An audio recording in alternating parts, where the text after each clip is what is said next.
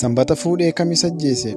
Namni suuraa irratti argitan kun cidha godhatanii garaagarummaa guyyaa 4 gidduutti onkololeessa 7 bara 2017 akka lakkoofsa Itoophiyaatti naannoo Tigraay magaalaa Wuqrootti haadha manaa isaa kan ajjeese.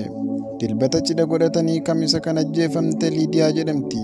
Abbaan manaa ishee kunis yakkicha erga raawwatee poolisiitti harka kennate. Manni murtiis dhaddacha bitootessa 25/2017 akka lakkoofsa Itoophiyaatti ooleen himatamaan miidhamtuun du'u ishee dura kokkee hudhee ija lamaan keessaa baasee haala sukkanneessaan ajjeesuu isaa hordofee hidhaa umurii guutuun adabeera. Sanbata fuudhee Kamiisa ajjeese. Namni suuraa irratti argitan kun cidha godhatanii garaagarummaa guyyaa 4 gidduutti onkololeessa 7 bara 2017 akka lakkoofsa Itoophiyaatti naannoo Tigraay magaalaa Wuqrootti haadha manaa isaa kan ajjeese. Dilbata cidha godhatanii Kamiisa kan ajjeefamte Liidiyaa jedhamti.